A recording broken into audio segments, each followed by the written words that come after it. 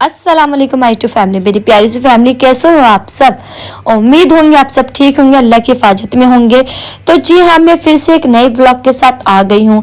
तो गैस आप सभी ने सोचा होगा कि मेरे हाथ में ये बैंगन क्यों है। तो गैस आज का ब्लॉग कुछ ज़्यादा ही स्पेशल होने वाला है और कुछ ये मेरी पुरानी यादें बातें कुछ याद आ गई है। तो मैंने सोचा क्यों ना आज मैं ब्लॉग में अपनी अपनी कुछ ज़िंदगी के बारे में बताऊं।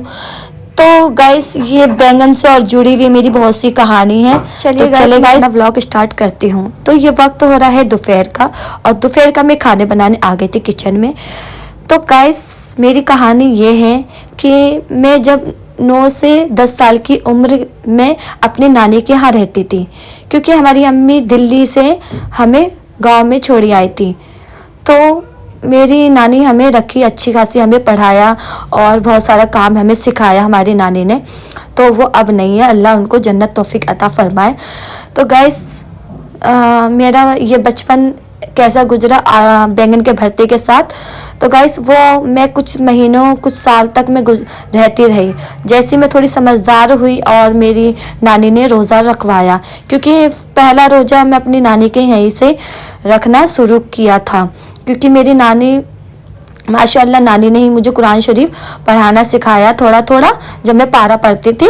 और तो गाइस मेरी वहाँ पे कुछ फ्रेंड भी बन गई थी। अच्छी तरह मुझे याद है अपनी 9-10 साल की उम्र के, मुझे कुछ अच्छी तरह से याद है। क्योंकि हमारी अम्मी बताती कि तू नानी के यहाँ इतने साल हम तुझे छोड़ के आए थे और तू इतने साल रह के आई थी और मैं तुझे जब लेके आई। तो जब मेरी बड़ी बहन की शादी हुई थी तब अम्मी ने मुझे बुलाया था कि नानी से बोला कि चांदनी और मेरे एक बड़े भाई थे बबलू भाई, वो हम दोनों बहन भाई नानी के साथ ही रहते थे।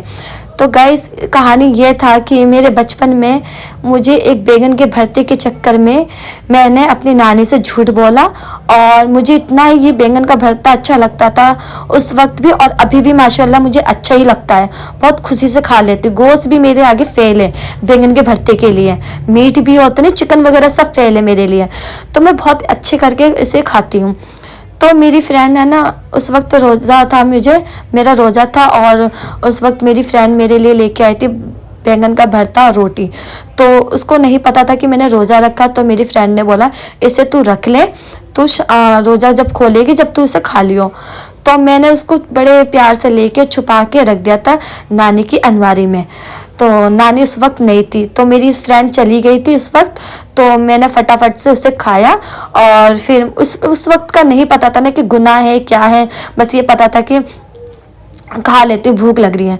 तो मैंने उसे खाया और फटाफट से नानी आई। तो नानी, शाम हो चुका था, वो वक्त शाम का था पूरा।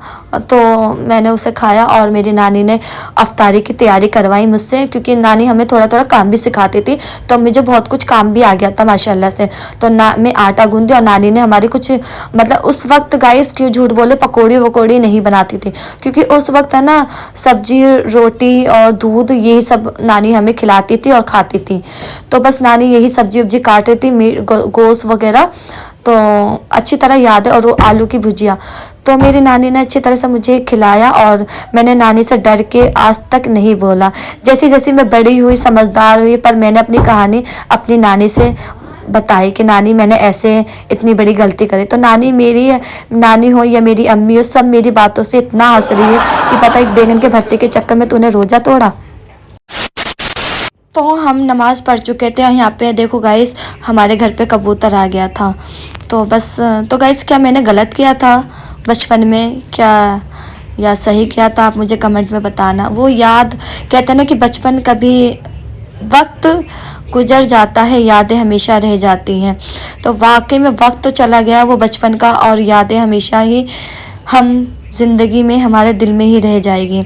तो बस मैं यहाँ पे अपना बैंगन और रोटी के साथ एंजॉय कर रही हूँ गाइस। बहुत अच्छा लग रहा है माशाल्लाह से, मुझे तो बहुत अच्छा लगता है। मैं बहुत खुशी से बनाती हूँ बैंगन का भरता। तो दोपहर में हम इसलिए हल्का फुल्का बना लेते हैं। तो गाइस मेरी कहानी कैसी लगी आप सबको कमेंट में बताना। मुझे बहुत अच्छा लगता है आप सभी से कुछ भी बातें शेयर करूं, और अल्लाह की कसम मुझे इतना अच्छा लग रहा था कि बस क्या मैं बोलूं।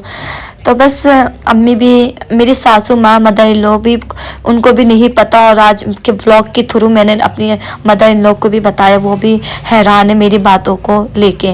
तो मेरी मदर इन लॉ भी अपनी कुछ बचपन की मुझे भी बता रही थी ऐसी ऐसी बात। तो गाइस इंसान का ना दिन चला जाता है, बस यादें रह जाती। तो अम्मी इधर खा रही बैंगन के भरते के साथ, अम्मी भी खाती हैं। A few moments later. तो गाइस हम आ चुके हैं मार्केट और हमें लेना था तेल, क्योंकि तेल ख़त्म हो चुका था और हम तेल लेने आ गए थे, और शाम का कुछ बनाना है तो वो भी सब्ज़ी लेने आए हैं। ये हमारे घर से काफ़ी दूर है, हमारे यहाँ की मंडी। तो यहाँ पे हम है ना खुला तेल यूज़ करते हैं गाइस, और हम है ना, क्योंकि हम पैकिंग वाला यूज़ नहीं करते, हम खुला ऑयल लेके आते हैं। तो 4.5 लीटर हमारा तेल आ चुका है और मैं बस इनको पैसे वगैरह दे रही हूँ। और तो गाइस मेरी कहानी कैसी लगी आपको, मैं अभी भी पूछ रही हूँ, मुझे बताइएगा। तो मैं अब जा रही हूँ अपने घर की तरफ, और इधर बहुत ज़्यादा शाम हो चुकी है। मैंने शाम का खाना पकाने का भी मतलब ले लिया है सामान, तो बस अब जाके रात का खाना बनाना है। तो भरता से खा के तो मुझे बड़ा अच्छा लगा गाइस, आप सब भी ऐसे ट्राई करिए। तो मैं मंडी से आ चुकी हूँ तेल वगैरह लेके, और भी चीज़ें लेके आई थी साथ में। और ये मैं ना 1/2 kg लेके आई थी पनीर। तो आज मैं बनाने जा रही हूँ शाही पनीर। तो मैंने ये सारे कट कर लिए, प्याज, टमाटर, थोड़ा जीरा, थोड़ा सा हल्का सा गरम मसाला डाला है, साबुत खड़ा मसाला। तो मैं इसको पानी में ही सिर्फ कुक कर रही हूँ। अच्छी तरह से इसका पानी खुशक हो जाएगा तो मैं इसको पीस लूँगी। तो ये मैंने पनीर को इधर कट कर लिया है बहुत अच्छी तरीके से, अलग अलग पीस कर कट का शेप दे दिया है मैंने, एक जैसा नहीं शेप दिया है पनीरों का। तो बस हमारे घर में अल्हम्दुलिल्लाह से आधे किलो काफ़ी रहता है, और अम्मी को, मेरी मदर इन लोग को बहुत ज़्यादा ही पसंद है पनीर की सब्ज़ी।